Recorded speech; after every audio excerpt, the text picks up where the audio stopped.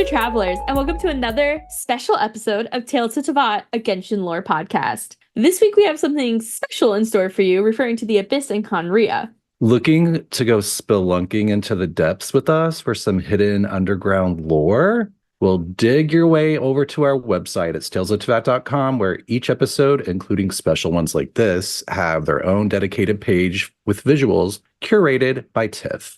While you're on our site, check out our previous seasons and episodes, artist spotlights from our very talented community, and some other goodies.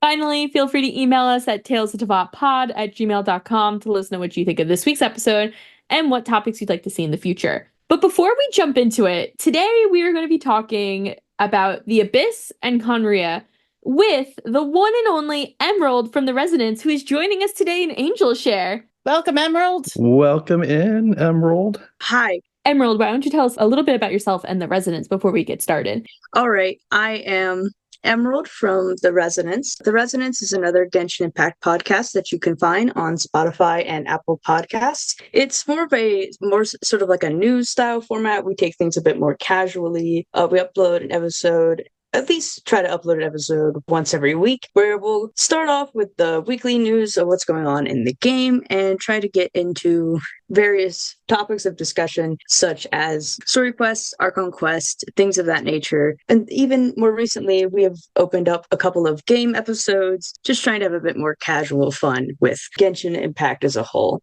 As for some information about myself, I have a wide variety of mains, but I mostly like to consider myself a Wriothesley and Alhaitham main, though secretly I will always be a child main at heart. As I like to say, first and foremost, I am a child main. I feel like my more so chaotic nature and my strive to fight things for my friends definitely comes through in that regard. Awesome. And I am considered the lore lady of the podcast, which is why I was really anxiously excited to reach out with the idea of possibly collabing with you guys. And now here I am. We're very glad to have you. Yeah, welcome. And also, why I like Genshin, I really like the story and world building and just overall open world exploration of the game. So, yeah. We're so excited to have you here. Yeah. So we are sitting here in Angel Share with Emerald, who reached out to us about doing this podcast. And when Emerald reached out, she told us that she was a big fan of the Abyss and Khaenri'ah. And here at Tales, we did an episode on the Abyss order, different than the Abyss. We'll get into that in a minute. Back in season 1. And I think we either finished season 2 or season 3 with an episode about Khaenri'ah. And a lot has changed since then. So when Emerald approached us, we knew we had to have her over to Angel Share. We rented out the place. D-Luke locked the doors behind him. It is just us here to talk. And we got some fan questions from Kirara. So Kirara held any and all mail that referred to the Abyss and Khaenri'ah so that we could properly answer some questions today. Yeah, and I think this will be a fun refresher for those of us that are starting to get a little bit into the Natlan content. We're not going to talk in depth about any of the Natlan stuff, but those of you who have started playing the new Archon quest are aware that there are some tie-ins that are coming with the Abyss relation to Natlan. So I'm sure we'll get even deeper into that kind of stuff further into our upcoming season, which starts September 25th. Heck yeah, it does. Right. Yeah. So we're not going to do Natlan on this episode, but it'll be a nice refresher to sort of remind everyone of some fun topics regarding the Abyss and Khaenri'ah as we head into Natlan. Yeah, we're going to give everyone a few more weeks to get their Natlan stuff done before we start diving into it ourselves. Including me. Yeah, you guys better get on that. I finished the Archon quest the other night. I'm working on it. Yeah, I'm trying. No, it's okay. I believe in you guys. But yeah, I like all things lore. At least I like to say my lore specialty is stuff pertaining to the Abyss and Khaenri'ah. I feel like the only thing I have specific lore about is the lamps in Mondstadt that Kaeya tells ghost stories with. Oh my God. True. I kind of like that. You're like, my specialties are these really big lore things, and I'm like, lamps. Yeah. That's so true. The lack of pillows throughout Teyvat. I have an issue with that. Don't get me started. The lack of pillows. Yeah, Beans believes there's no pillows in Teyvat. No properly sleepable pillows. Like they're just all accent pillows. I've sent her many photos of pillows. Her mind has never changed. No, They're no. abyssal constructs and they disappear when Yes. she's Yeah. not around. Yeah. It's like when you went to a sleepover at your friend's house as a kid and they fall asleep before they can give you blankets or pillows. And so you're just taking like all the decorative pillows off the Yeah. couch. You just gotta sleep under like the couch mattress. Yeah. You gotta grab the giant flat screen TV. Yeah, that's what I'm doing in Teyvat at all times. Like, I don't even know if my teapot has pillows. It does have child. That's true. But Well, let's I'm sure jump there are a lot of people that would like to use child as a pillow. Oh, whoa. in- facts. Don't make me bring out my bat. The bonk bat that I have to use on the boys. Don't worry, we're 18 plus over here, so we don't need the bat. It's okay. I got it locked and loaded. So let's jump into our first question. Our first question comes from Traveler Nash. And they asked, what exactly is the difference between the Abyss and Khaenri'ah? I always confuse them. And I think that we have to throw in a third topic to this question, because I think that's what throws a lot of people is there's the Abyss, there's Khaenri'ah, and there's the Abyss Order. Yeah. Yes. Yeah, and there's the Void Realm too, but those are like the same thing. The Void Realm and the Abyss. The Abyss Realm versus the Abyss Order. Yeah. Yeah, because I think they're both just referred to as the Abyss in the game for the most part. Like, no one is saying the full thing. No one's saying the Void Realm. It's just the Abyss. The Void Realm is the Abyss. But then it's also the Abyss attacking, so it's confusing. Yeah. Like they'll also say the Abyss is doing such and such, and they're talking about the Abyss Order. And then other people will be like, the Abyss is encroaching, and they're talking about the Abyss Realm. So it does get confusing. I'm like, what? You know what's, I don't think I've ever considered the fact of when they said the Abyss is encroaching, that it's actually the Abyss Realm. I've always just been like, where are they? Where are the mages? Let me get them. Well, sometimes they probably are. Yeah, you don't know. That's the issue. They're talking about the Rift Hounds. Abyss mages are controlling the Abyss. Mhm. With their little chicken legs. And I think what's also confusing is that, people in the Abyss Order are ex-Khaenri'ahs. Yes. It's all tied in. But so we have the Abyss itself, which is a realm, and we all know that I can barely talk about the realms. But yeah, the Abyss is the Void Realm. I got you. We will include the 7-layer dip analogy on the site. I can talk about the 3 different realms because the 3 realms gateway offering and literally everything to do with Enka. I loved it so much. Yeah, that was a limited time Mhm. Enkanomiya event, right? It was, 3 realms gateway was the limited economy event. With the snake mask lady. Yeah, that one. And the best line ever from Enjou. So true. Oh yeah, I totally did betray them. Don't get me wrong. I fucked him over, but I love Enjou so much. He's our favorite. He's like our favorite baddie. Mhm. Oh, me too. When they came out with the White Day art of him this year, we were like screaming, I know, crying. right? But the Void Realm is one of the 3 world realms here in Teyvat, alongside the Human Realm and the Light Realm. We know that the Abyss Realm is home to the Rift Hounds, the Conscious of Alinus, the Conscious of Durin, Skirk, a Narwhal, and it's suggested through Alinus and Durin that these consciousnesses can just float around the Abyss without a body, which is real weird. Yeah, they're like weird, like spirits of sorts. I feel like I think of it as like how memories and whatnot flow through the ley lines in the human realm.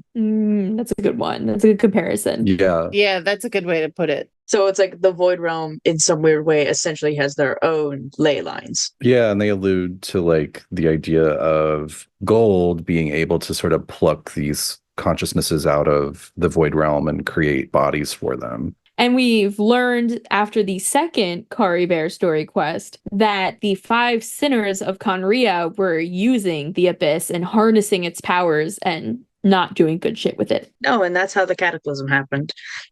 Yeah, which is also interesting that the Abyss realm and its powers technically caused the cataclysm in Khaenri'ah, which is a nation, very different than a realm. The way that I see it, if this makes sense, and this probably ties into another question. So Khaenri'ah is an underground civilization. Mm-hmm. So it's likely you could say that it's possibly close to the Abyss since it's underground. and they found a way to get into the abyss and harness power from it, and then they got too greedy with it, and then Khaenri'ah blew up. Which is our favorite thing. I think that's a good way to kind of sum it up. I think it's alluded to where Khaenri'ah is located, that it is more accessible by the Abyss. Right. So it does seem like the Abyss, it does have sort of different points of entry in, the world of Teyvat. It gained easy access through underground civilizations like Khaenri'ah. Exactly. Yeah, with the chasm. I'm sorry. I can't. The I chasm? didn't mean to say it like that. I actually meant to say it correctly. The bat. Where's the bat? I got the bat. Don't worry. This is what the bat is really for. The bat's for anything. So would the chasm actually be digging its way down into the abyss and potentially past Khaenri'ah at that point too? Or do you think they're like kind of sharing the same kind of space? I think it's possible because there is still those like ancient ruins, the upside down city that's in the chasm, and that leads to the whole unified civilization stuff. Mm-hmm. Yeah, because that's supposed to be older than Khaenri'ah. Right. So it could have been another part of Khaenri'ah. It could have been another civilization that also lived underground. Like, since it's upside down, it's possible that it could have been stuff that's located. It could have been pieces of ruins that were part of the Void Realm that somehow ended up in the surface realm and remained upside down. We don't know. Yeah. It definitely feels like the unified kingdom comes into play when you think about the underground city and the chasm. Right, because you can find ruins that match them all over Teyvat. And then we've also talked in previous episodes about Khaenri'ah and Enkanomiya possibly being in the same realm or closer to each other, because we know that Khaenri'ah sent a ruin guard with people over to Enkanomiya to look for that stupid book. Right. I think they said that Enkanomiya is like in between realms. It's not exactly in the human realm. It's not exactly in the void realm. It's not exactly in the light realm. It's just kind of sitting in a void between all of them. Yeah, it's where they all converge. Right. And so Khaenri'ah, unlike the Abyss, is a nation. And they are a godless nation, which is their big thing. What? That's their thing. They Said gotta with always tell consent. everybody. They don't like gods. Every chance they get. Oh my god, we don't have a god. I could yap about my Khaenri'ah and their relation to the gods in my OC lore, but that's not the time and place. It's okay. But yeah, they didn't have a god. And the whole thing is that they didn't have a god to begin with. It's not because they flee to God. It's not because Zhongli murked them in the Archon War like he did most gods. It's just because they didn't want a god and they ended up in the dirt. So Khaenri'ah.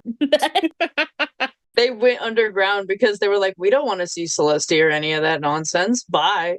Yeah, and they kind of make it seem like Khaenri'ah is possibly like an offshoot or was inspired by the unified civilization that was around before. But that gets a little murky in the lore, because we do know there was like a unified civilization that was older than Khaenri'ah, but we don't know how much of that civilization was utilized in the forming of Khaenri'ah and the things that Khaenri'ah does. Brandon, I'm really glad that you said that the lore gets murky here, because I think that's another reason why some of these things are confusing for people, because everything we're learning about the Abyss, Khaenri'ah, the start of the Abyss Order, for the most part, is told through unreliable narrators or third or fourth party writings. Which are like designed as like fables or something. Yeah, like how we know that some of the fairy tale books that we read are actually important lore things, but they're written that way as a child's fairy tales. That way they don't get truly erased. Yeah, I can't trust any kid's tale in this game anymore. It's so annoying. Nah.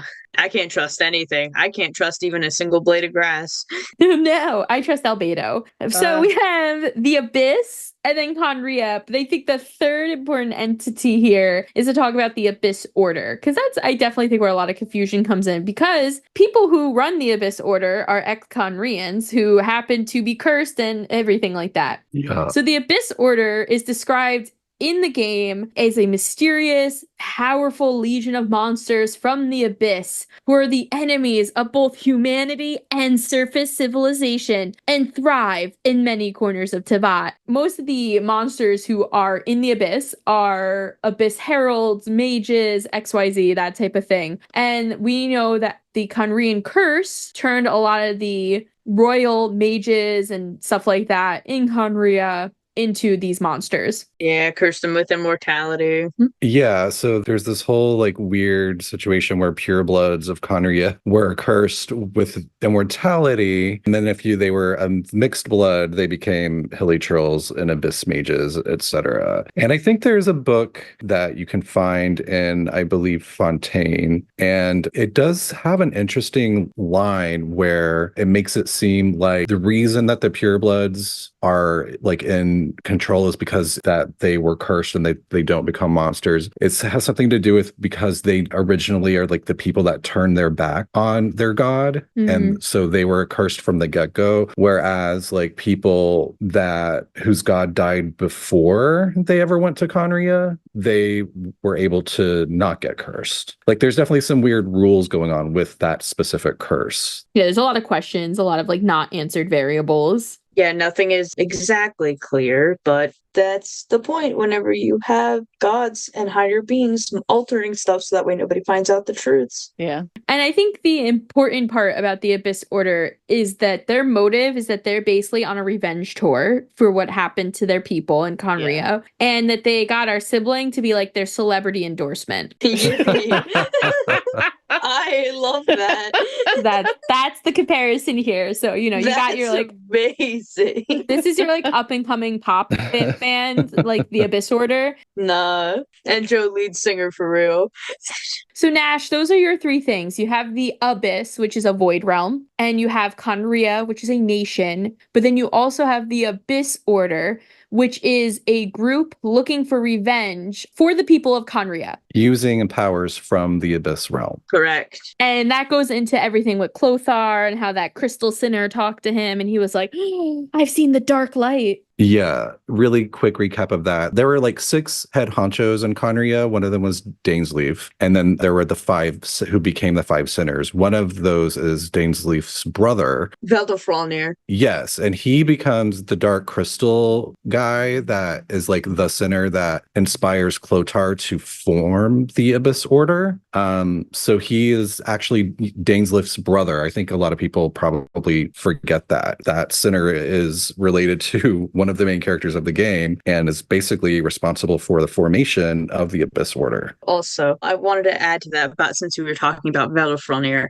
I believe that he is the so-called prophet mentioned in Dainsleif's character card. Ooh, interesting. Okay. Oh, okay. Why is that? I saw a thing a while back that somebody in another server had made that where they were comparing the Chinese characters of his character card and of the Chinese characters in the character quest. Or no, the Karabé quest, and that the characters that we're talking about, like the prophet or whatever, were very similar. If not, it was pretty much like word for word the same thing. Very interesting. And actually, I do think that would be really interesting. That there's like, oh yeah, Veldofralnir is his brother, and we know that that's also the voice we heard in the Dark Crystal, being like, oh yeah, your brother just says some ominous stuff to you. Normal sibling behavior. He's just used to turning a blind eye to it. He's like, anyway, for dinner. He just kind of, Veldofralnir starts yapping to Dainsleif about like something about the Crimson Moon, and then Dainsleif's like, okay, bro.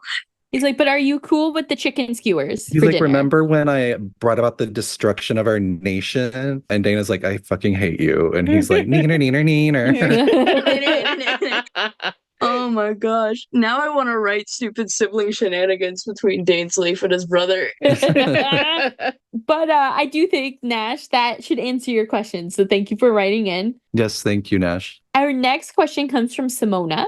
And Simona said, I'm still confused about the Abyss. Did it exist all along in Teyvat, or was it created later? Which is a murky question because it has a murky answer. Yeah. So I think that the Abyss has existed all along. The reason why is there's the Light Realm, right? Which is the world of the dragons and like other pure elemental beings, right? So with light, there must be darkness. And so the void realm is like the opposite of that light realm. And so I feel like they both kind of existed or started to exist at like the same time because like they counteract each other in a way, right? Yeah, they're diametrically opposed, it says. So you would have to have them both existing at the same time in order to form some sort of harmony or lack thereof or whatever. And that goes back to a Honkai Impact thing, which is kind of one of the core mechanics of the game that, you know, Genshin is a spinoff of, which is that there's always been this imaginary tree, which would be like the equivalent of the light elemental energy. And then there's always been the Sea of Quanta, which would be the thing that's trying to eat the light. And so the tree's constantly trying to outgrow the sea before the sea can swallow it. Oh, I like that. We like to sort of joke like, oh, the abyss is the Sea of Quanta. It is. That tracks. But even if it's not canon-wise, it's similar. You know what I mean? It would make sense for it to be a similar theme. So I agree with you. I think it makes sense, especially because they can cancel each other out, that they've always been there and that they're definitely older than the human realm. No, yeah, they are for sure older than the human realm because then the primordial one came in and defeated all the dragons and established the human realm after the light realm and void realm like existed. So I think it's important to note, because while I agree with both of you, that there is no concrete evidence on how long the void realm has existed. That's true. Like Emerald said, the dragons were killed by the primordial one, and the dragons were hanging out vibing in the light realm when that happened. And when they were killed, the primordial one then created the human realm. The first time in any of our not trustable narrators where we hear about the void realm is when Khaenri'ah eventually falls into the sea and falls to where the light and void realms coexist. So that's really the first time we hear anything about the void realm in a like written context. Please give me more Dark Sea lore. It's so interesting.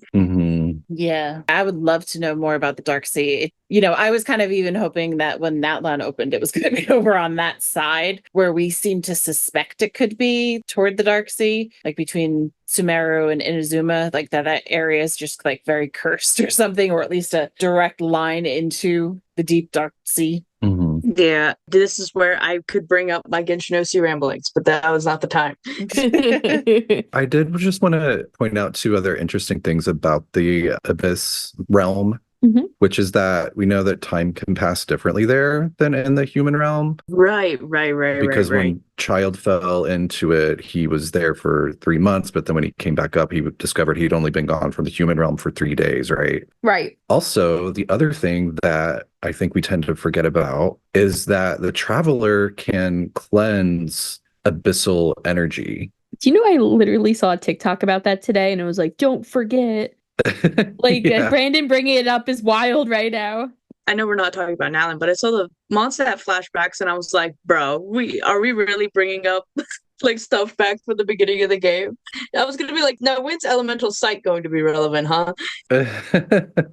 Just a sneak peek, you might run into that a little bit in Natlan if you haven't already. So, ooh. As the Traveler, we cleaned the tears, right? That was from Abyssal Power. That's what we first did. yes. I had a little brain fart. I was like, where do we do that? We don't cleanse much else, but we do that. We should, though. I mean, probably would have made the witherings a little easier. I know, right? Yeah, I always wondered what would happen if we like touched Durin's heart. Ooh, let the theories of Durin's return commence. Yes. Oh, well, yeah. Okay, Tiff, you want to go yell at each other about Durin later? Tiff and Fiends, everyone who wants to go yell with me about Durin later? Anyone down? Maybe, but you have a bat, so I'm scared. Yeah. No. Don't worry, the bat is only for bonking. I'm gonna bring What is a Albedo. Star Rail galactic baseballer? Rules are meant to be broken. No, that's the GIF I've started using in the Residence server when the boys get too out of hand. But Simona, I do think, unfortunately, that's the only answers that we could provide you. I'm sorry that there's not much more. The one thing I did want to add in there, just because we do talk about the Abyss and the Abyss Order so simultaneously, and it could be either or. The Abyss Order, though, did start, we know, less than 500 years ago because it did start after the Cataclysm. That's why they're fighting against it. Just a little side note. Yeah. Yeah, that's when Clothar found his boo, the Dark Crystal, aka Dane's brother. I love that. That's when he fell in love and started his family. And then our sibling was just like, I guess I'll lead it now that Clothar went crazy. No, Clothar's paying him. Like, in my head, the siblings ether. You think Traveler's sibling is getting paid by Clothar? Yeah, because they're a celebrity endorsement. Like, come on, did we forget about this? I think Clothar lied to them about the payment. Yeah, they're waiting, and now they're like a slave to him. And now they're stuck and they can't do anything. Because, like, Clothar's dead. It's like, well, I can't pretend that It's one of those things when the celebrity endorses like a perfume, but it smells really bad, and they're like, well, I can't turn my back now. I just have to continue to think I think this smells good. I already signed that contract. Damn it. I know Zhongli probably like wrote up the contract for them too. And that's why he can't talk to us about it. Because he's like, oh, that was kind of my fault.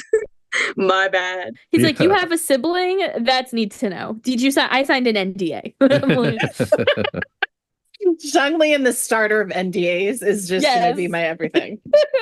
But thank you, Simona, for your question. Thanks, Simona. Our next question comes from Traveler Elliot. And Elliot said, with the Khaenri'ah curse and them turning to hilly trolls, why is Kaeya able to avoid it? And how old is he? I feel like his timeline just doesn't add up. Gonna be real. I may be a Kaeya enjoyer, but this man is a mystery, even to me.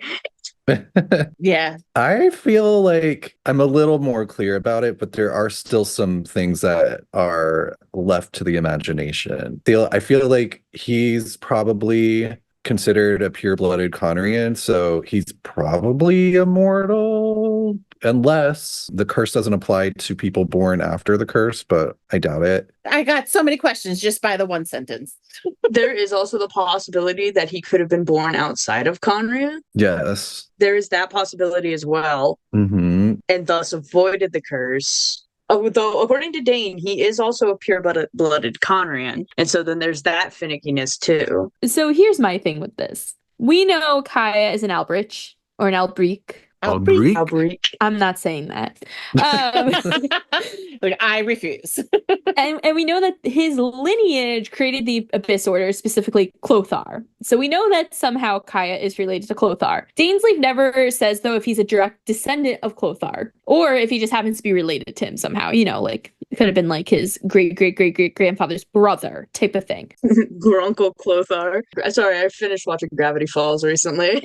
I had to make a Grunkle joke. So we know that Clothar had one kid. We don't know of any other kids that he had. We do know that this kid was illegitimate, so I feel like we'd know about other illegitimate kids or a legitimate kid. Clothar was not royalty, but he was pretty higher up in the ranks. And when he had this child with a Mondstadt woman, they considered it illegitimate. And he wasn't really allowed to acknowledge that Caribert was a thing, or that this woman he was in love with was a thing. Caribert did not deserve any of that. No. And that's how we go down the Caribert storyline with the Loom of Fate and all that. And as we now know, Caribert did die. Caribert did not carry on a lineage.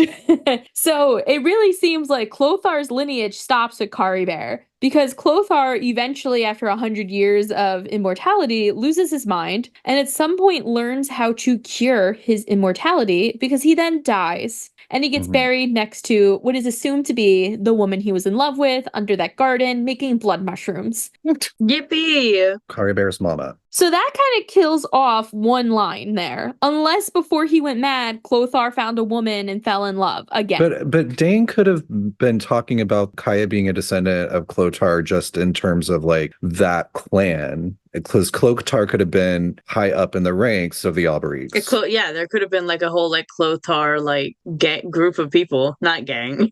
Yeah. Well, that's where I'm getting at. So the Clothar line is done. So people who keep trying to say that Clothar and Caribert are like Kaeya's direct grandparent type of thing, wrong. It's not possible. Unless there's magic involved, or like a sperm donor situation. They froze Clothar's sperm. Like, it's just not a thing. Clothar had a kid we don't know about. before he ran away. But then he only cared about one kid at the end. Right. Yeah. You're like, yeah, he only cared about his favorite. Fuck that other No, kid. he only cared about Karibe because Karibe was important to the Luma Fae anyway. He went pretty crazy when Kari Bear transformed. So That's true. you never know. Well, here's the thing. I think Kaeya is actually a descendant of someone else from the Albrecht family line. And I think that that person is Anfortis. Mm-hmm. Oh. Anfortis was I'm going to say this wrong, so leave me alone.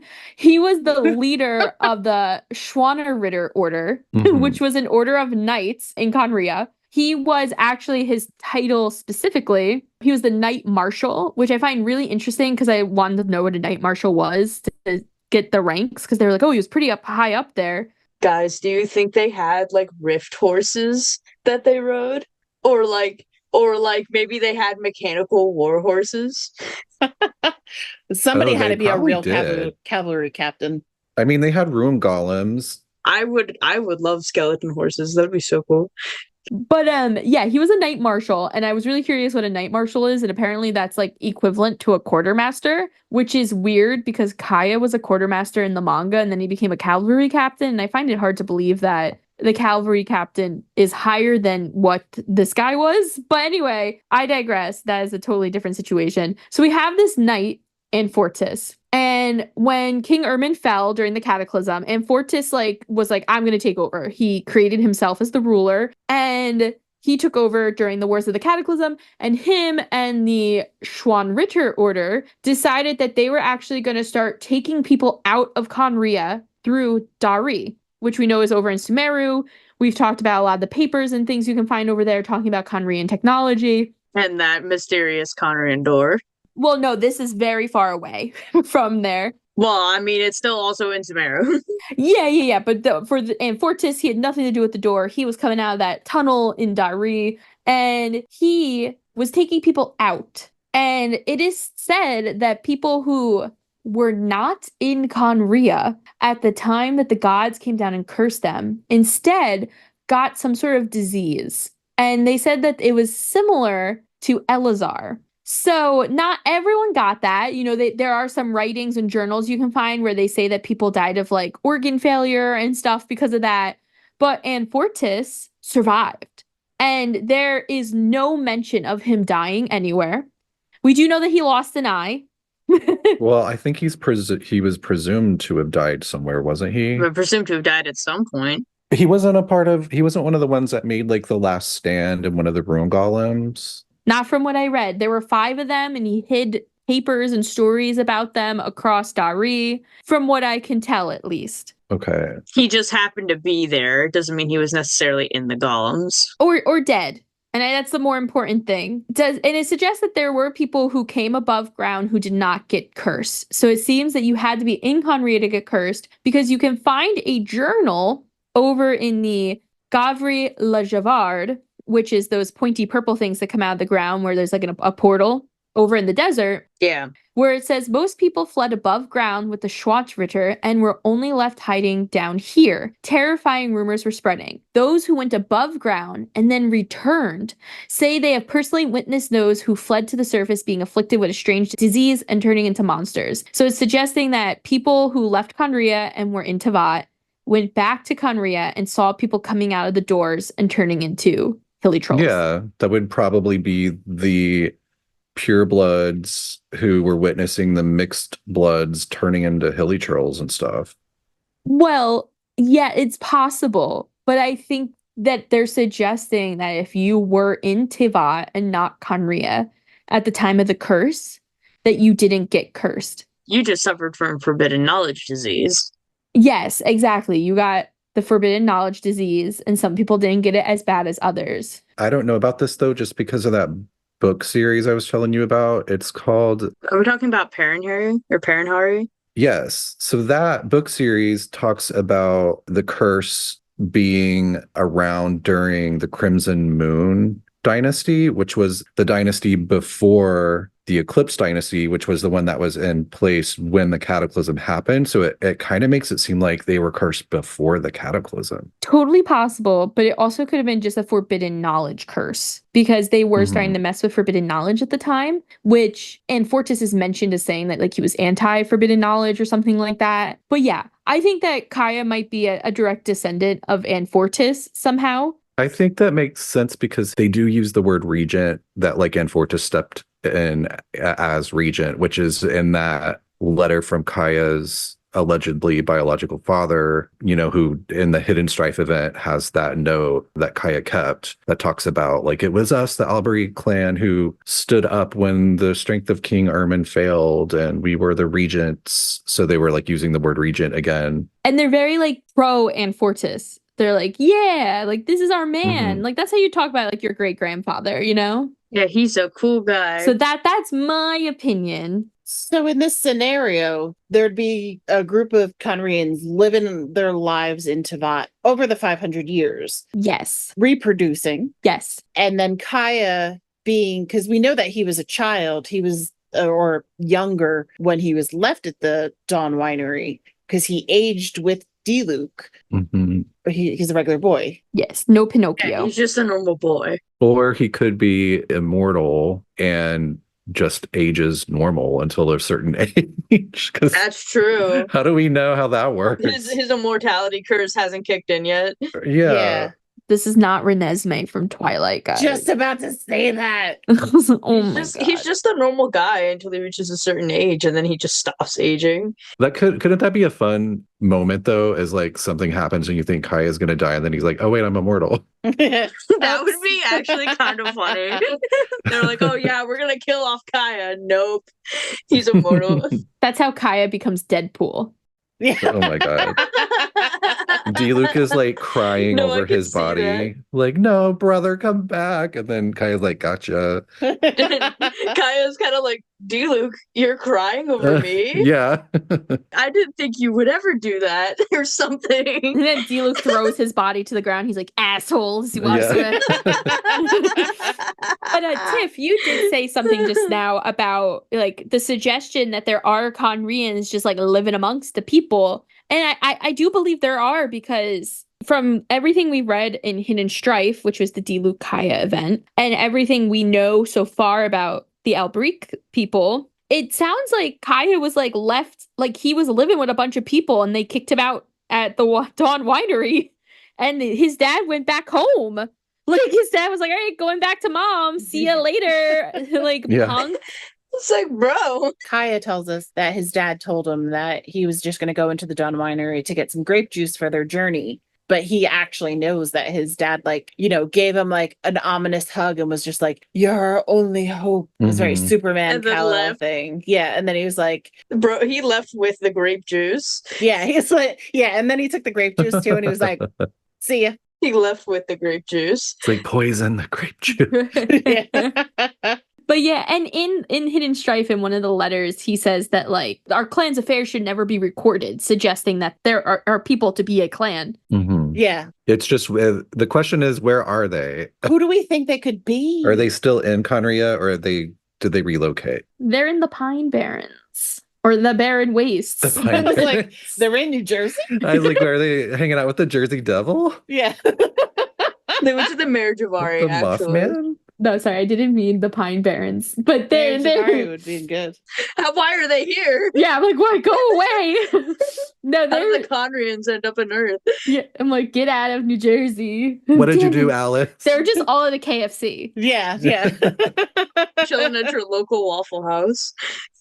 But I think that they're possibly in these like dead zones, Tiff, like, you know, that we haven't explored. That's my thought. Yeah, that makes sense. Okay. But if you had to, just off the cuff, if you had to think, knowing the people that we know throughout Teyvat, if you were to say, you know what, these people, they're really the Khaenri'ahs, who would you say they are?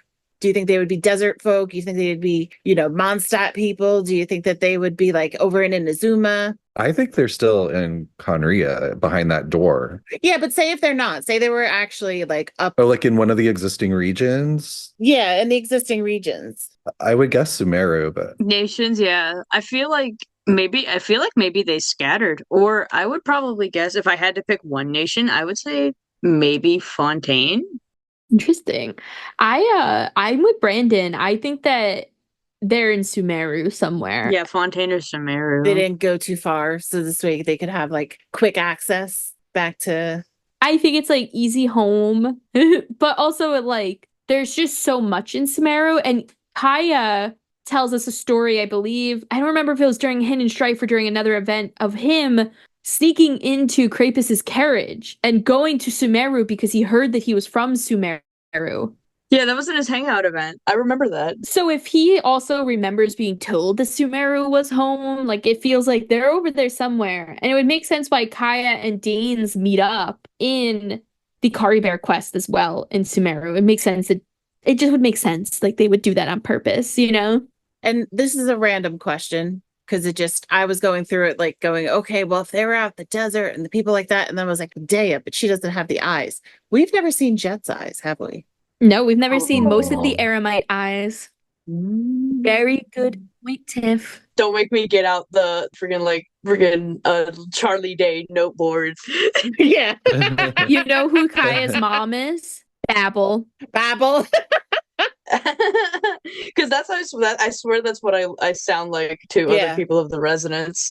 Oh yeah, I feel like that every day. Don't worry. And so I think that answers all of Elliot's questions there. We talked about the Khaenri'ah curse and turning the hilly trolls and why we think Kaeya may have avoided it or not avoided it. And we talked about Kaeya's age and how we think he's a normal boy, hopefully, unless he didn't avoid the curse, in which case we'll find out when he turns like 17, because that's what the Brazilian vampire said in Twilight, that Oh he my was God. 17. That would be the He age stopped that he would growing. stop. Yeah, he would I stop mean, I think aging. he's older than 17, but like, Well, I think he said he was like 150, but I Oh, literally yeah. just watched this clip. Like, it's very ironic. I don't like it. But thank you, Elliot, for your question. Thanks, Elliot. So our next question comes from Nash. Thank you, Nash, for the second question. I wanted to split them up. So what kind of standing/rank does Kaeya have? He was called a prince, but the Albrechts aren't nobility. Facts. They're not. They're nobles, but they're not royal. there is a distinction there.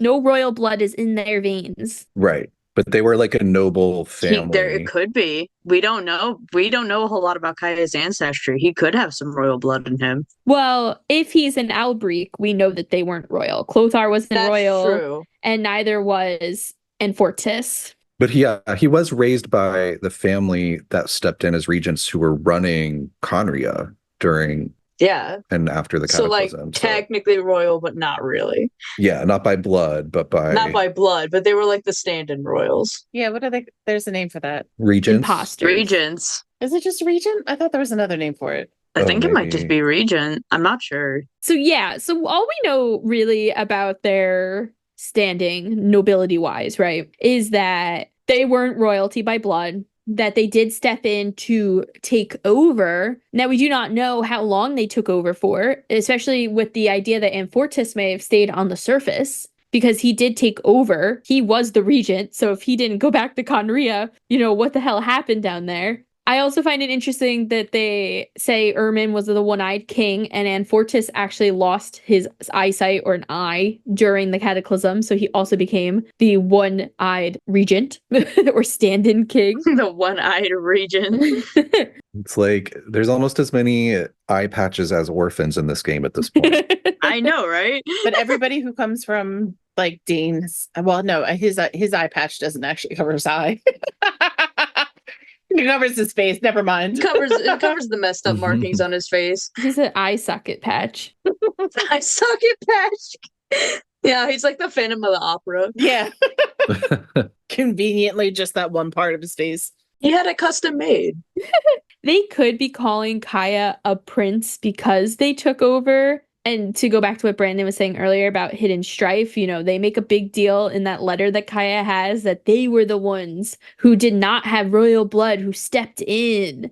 And though they say they could not restore Khaenri'ah to life, they were the clan that would lead the lives of those who blaze like fire rather than those who wallow in the embers. Wow. Way to be dramatic. Yeah, it's very dramatic. Kaeya's dad, whoever he is, man, he's wild. He's an Abyss mage somewhere. But there's really no say. It's possible that Kaeya is called a prince because the Albrick family just wants to say that they're kings and queens now.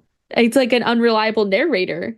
The Albrick family just wants to be cool like that. Yeah, because I mean, they still could be having a leader with the plan that's above ground. You know, they might still have some kind of like hierarchical system. That's true. That could be possible. Even though they're not blood, they might still be trying to like continue it on, like bring like the homeland to their new land. Or his dad just really liked him and he's like, my prince.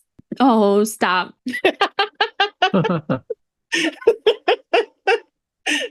I hope that's not it. I hope Kai is not a sleeper agent. Like he has some kind of magical like brainwashing that was done to him.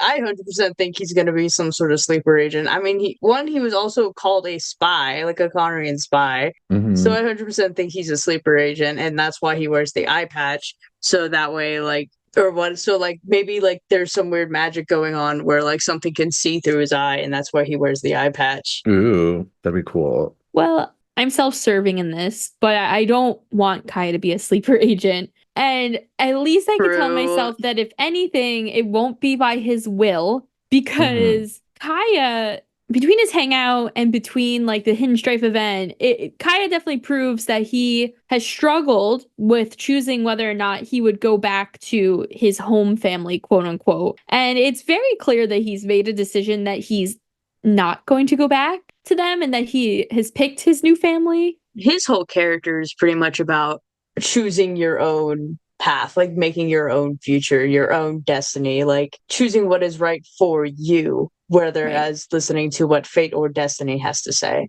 Mm-hmm. And even though his past may try to haunt him and try to catch him, Kaeya will do his damnedest to fight back.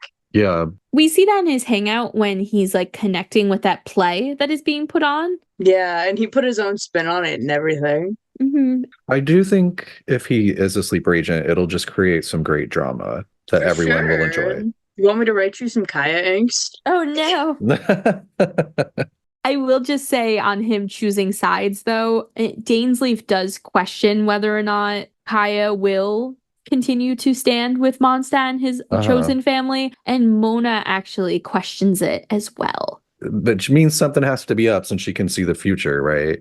Yeah. Mona says that he's destined for greatness and grandeur and to hide ugly realities behind a layer of charm and elegance. He believes he has made a clean break with his past, but one day fate will catch up with him. And when it does, he will have a major decision to make. Right, Drama. I remember that.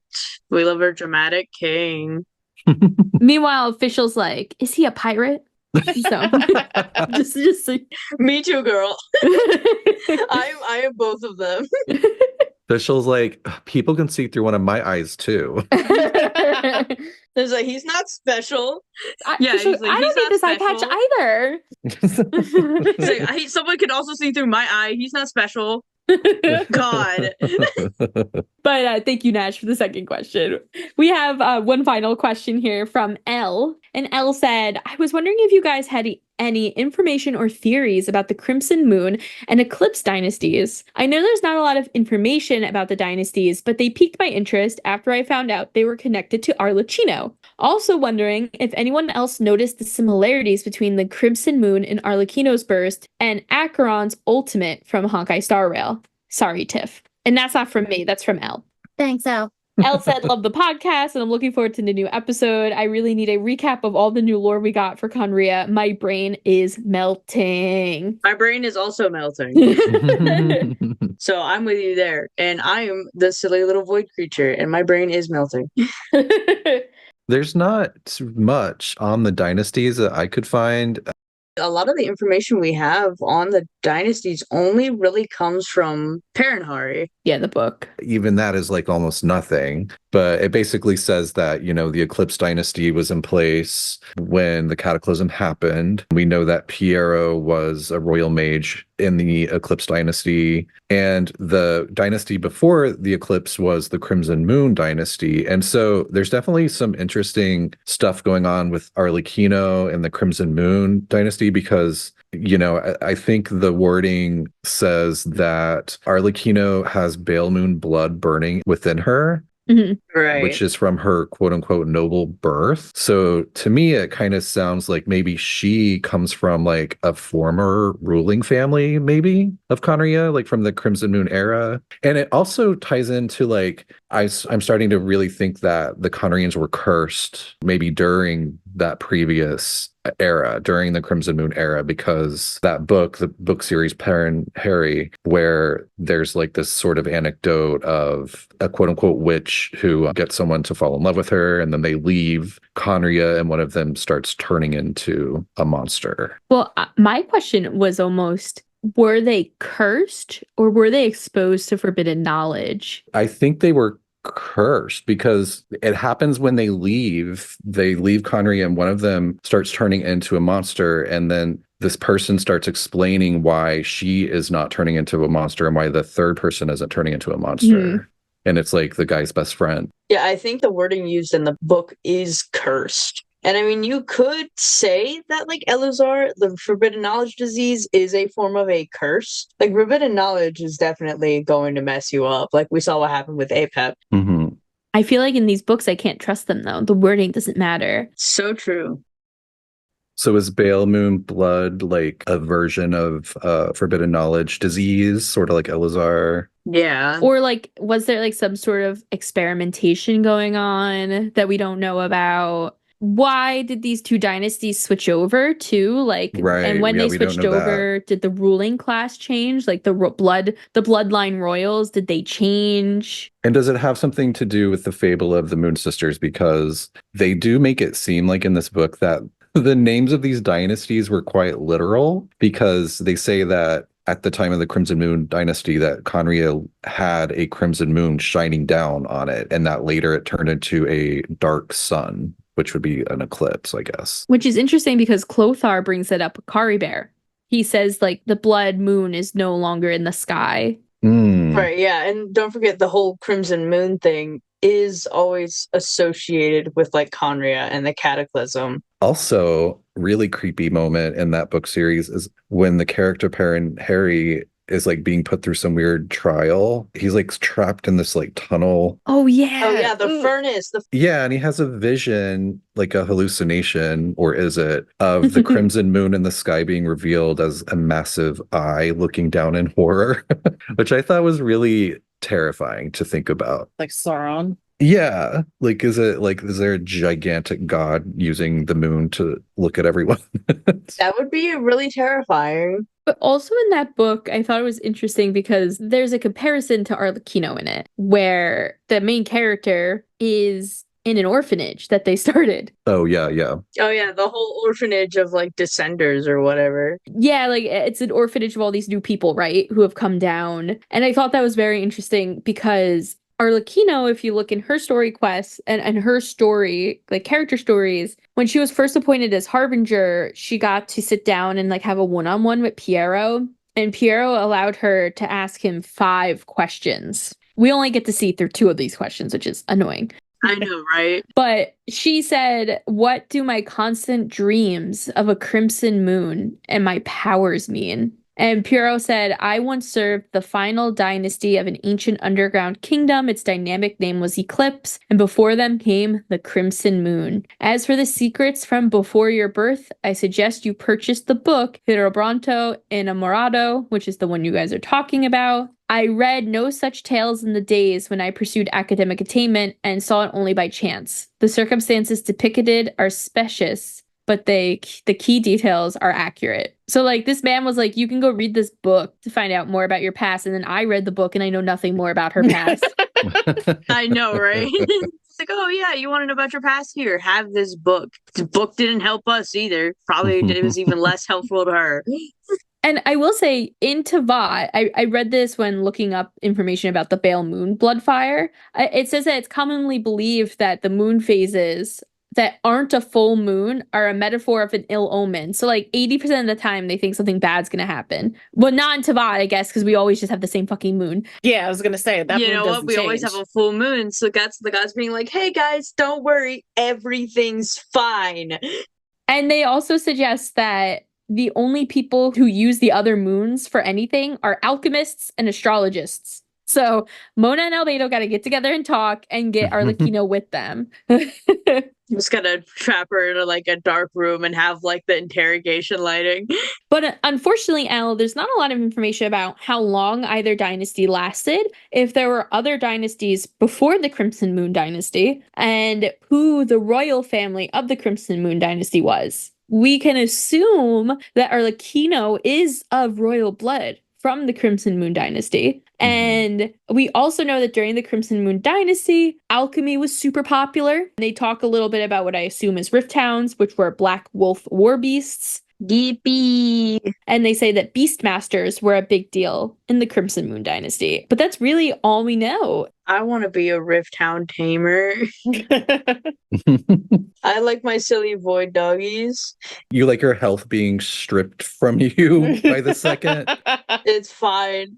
I'll be fine, trust. And Arlecchino here is kind of like Kaeya, where we really don't know how she is related back. But she was an orphan, so who knows? She lies to people and says that she's Spontanean just because it's easier. But it does not seem like she truly knows her past. And it's possible that, maybe the Fatui experimented on her even for a little bit because of this. I mean, she does have hilly hands, so... I noticed that her hands were similar to caterpillars. Yeah.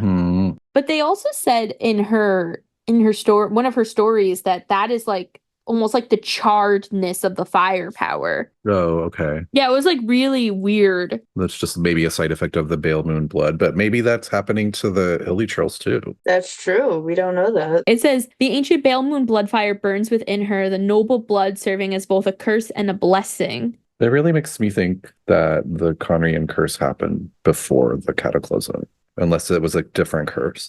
I just feel like if that's the case, then Clothar, everything he says is wrong, because he suggested happened during the Cataclysm. Or they were cursed all along, and then the Cataclysm really fully triggered it. Yeah, I took it as like maybe people didn't know because they never left. Like once people came into Khaenri'ah, they didn't leave until the Cataclysm when all of the monsters came out, which kind of forced them to leave. And then everyone suddenly was like going up above ground, and that's when they were like, oh shit, people are turning into monsters. But it's still a mystery. Yeah. I was gonna say, I feel like I read somewhere that people did leave Khaenri'ah, but they were mostly like knights, like on formal business type of thing. Yeah. Like they weren't necessarily hidden. They were like vibing. They were doing their best. I mean, they had entrances in and out. Yeah. They invited outsiders in. Maybe the curse did happen during the Cataclysm, but it like was retroactive to any of the nobles of either dynasty. Maybe. Yeah. And so like if you had Crimson Moon blood in you, then you got the Crimson curse. If you had Eclipse blood in you, you got the Hilly curse. I was going to say for Elle, also Acheron's ultimate. I'm not as up to speed on Star Rail lore, so I have seen it, and I also don't have her, but I have seen Acheron's ultimate. I'm gonna try not to get into too much of a spoiler for anyone that does play Star Rail and doesn't know Acheron's identity, but it does tie into a different game. And so it is interesting to see that there is this like Crimson Moon showing up as part of her ultimate, but I don't really know much more about it. Yeah, I don't really know that much either. I haven't been playing HSR in like forever because I kind of dropped it, but I have been trying to follow the lore and story because it is really interesting to me. And so, yeah, while we do have Acheron's Moon, I think there was something while I was reading about the Crimson Moon stuff. I think there was something about a moon being seen in A's plane of Euthymia as well. Oh, yeah. So I definitely think the Crimson Moon, like, not only is it a symbol of like the cataclysm and stuff, I feel like it's a symbol of like destruction as a whole. So it's like, it's like a bad omen type of thing. We also see a Crimson Moon in the Abyss, like in the Spiral Abyss, not to confuse people more with more abysses. And it's also another central thing that is going on in Honkai Impact. Just FYI. Oh boy, guess I'm gonna have to dig into that too. I play Star Rail like most people play Genshin, where it's like high, like you kind of follow the high level storyline, but you don't dig into the weeds on the lore of it. I love digging into the weeds of the lore. It's fun. I do too. I just don't, doing this podcast, I don't have time to do it for any other game. Right, yeah. No, that's completely fair. Yeah. If anyone listening who wants to make a Honkai Star Rail lore podcast, please do so. I will gladly listen to it. Wait, there is a Star Rail one. Is it a lore podcast? I believe so. Okay, I'll Hold have on. to check it out. I haven't looked into it. So there is a Star Rail podcast. I don't think it is lore specific, but it's called Trailblazer Talk. Okay. So they talk game mechanics, lore, and everything in between. That is what they say. I will have to look into it. Yeah, I haven't taken the time. Yeah, I don't know like how many episodes they have or anything. It looks like their last episode came out in May, but they could just be on like a summer break type of thing. Mm-hmm. But yeah, I mean, it'd be awesome to find more podcasts about Honkai too. And I will say, the only thing, I haven't gotten that far in the lore, but Acheron's burst literally turns her into slutty Arlecchino, and it's amazing. That was my takeaway from it. Or Acheron is just so pretty. Yeah, it's a very pretty character. I was sad when I didn't get her. I love how she turns like black, white, and red. Very Arle of her. Very someone else from a different game of her. Oh God. Is it the I know who it is. Because it came up when I was doing research for this freaking episode. Okay. I don't remember their name though. I Googled them and I looked at their picture and everything, but I didn't want to torture Tiff that much. Thanks. But Elle, thank you for your question. I'm sorry we couldn't give you too many more details than you probably already knew. Unfortunately, that is just where Hoyo has left us in that part of the world. We'll get there in some release. Thank you, Elle. But what are some things you guys are hoping to see moving forward about the Abyss and Khaenri'ah? Obviously, I want to know who Kaeya's dad is, so I can like punch him. I want details about the curse. Like who did the Yeah. curse? What are the mechanics of it? I just want to be able to like put all that to bed. Like at least like let us know like what are the logistics behind it. Give us specifics. I want to see somebody open the damn door. I know, right? Be nice. Yeah. I want to see the door open, and I'd also like to, on a serious side, I'd like to know more about the Loom of Fate. That's true. Yeah. It is so interesting, and I have my own thoughts of what I think it could be leading toward, and then my own confusions that usually come from my improper thoughts about what I think it is. Like I just can't get it straight in my head. I have so many Loom of Fates thoughts. Would you like them? I have enough right now. What am I most interested in? I definitely say more abyssal creatures and like just how the Void Realm works as a whole, like the Void Yeah. Realm Abyss. That's definitely what I'm the most interested in because it has Genshin's Abyss has inspired a lot of things in my own like writing too. A lot of stuff of Genshin has inspired my own stuff. Mhm. And the Void in my multiverse is pretty heavily inspired from the Abyss, and so I would just like more just Abyss lore in general, and also Dragon Sovereign lore, but that's a completely different topic. I know we're never gonna get any of that because they're all dead and no one wants us to know. I like dragons. I think dragons are cool. We're definitely going to find out more about Nibelung and the other dragons. I feel it. Nah, they're all red. Please. Beans is just concerned because the Pep's going to come and eat her. No. Hoyo, drop more sovereign lore. My life is yours. She's scared because the dragons are going to make a comeback and kill all the gods. Yeah. Yes, and I like them. I like some of them, not all Some of of them. them. Yeah, some of them. But anyway, I have to echo everything that y'all have all said. And on top of that, I'm really curious of who Kaeya's dad is and if there are just little like patches of Khaenri'ah families living amongst us all. But who knows? That being said, I do think that's all the time we have for today. Luckily, Kirara isn't here. I think she would have kicked my ass at how long we were taking in her new outfit, too. She made sure to show it off when dropping off the questions for today. Of course, and I love it very much. She looks stunning as always. If you liked this episode and you'd like to hear more, you can give us a follow on Spotify, Apple Podcasts, wherever else you listen to pods. You can also follow us on Instagram, Tales of Teyvat Pod, or on Twitter, Tales of Teyvat. And feel free to leave a rating for us on any of the podcasting platforms. Additionally, we do have a Discord server with the Shade Chamber, and you can join that server to talk about Genshin lore and more by going to bit.ly/Shades of Teyvat. There'll also be links to all of that in our episode description. And Emerald, thank you so much for being on the podcast today. Yeah, thanks, Yes, Emerald. thank you. I was really nervous when I started, but now I'm okay. I'm okay. We pulled through. Good. I'm glad we made you more comfortable. Yeah, thanks for coming You by. guys are great, and I would like to be here again if that's cool. Absolutely. Emerald, why don't you tell us where travelers can find anything about you or the residents? I don't know if you're on like Twitter or anything yourself, or just residence accounts. Okay, so I personally am not on Twitter. I do have a Blue Sky account that I need to get back on, which you can find me as Emerald Rhine. That is, and then Emerald, and then REIN. I am also on Twitch as well. It's under the same username. That's where you can find me personally. But if you're looking for the Resonance in particular, you can find us, of course, on Spotify and Apple Podcasts and possibly other places. And I believe we both have a Twitter and Blue Sky account. I believe they're under the same name as either under the Resonance or HoyoCast. I believe it's the Resonance. I believe the Resonance is the name of the account. We also do have a Discord server, which the link to that be in the description of this episode, but it is the Resonance. It's a very, very nice little place. Everyone there is very cool and awesome. And I hope you can join us there. Nice. And like Emerald said, all of the links to the residence accounts will be in our description for this episode, but also will be available on our episode page on our website, talesofteyvat.com. Until next time, travelers, safe journeys. We'll see you next time. Bye, cursed nerds. We're definitely cursed. That makes me feel. It just reminds me of Bob the Drag Queen. I like Cursed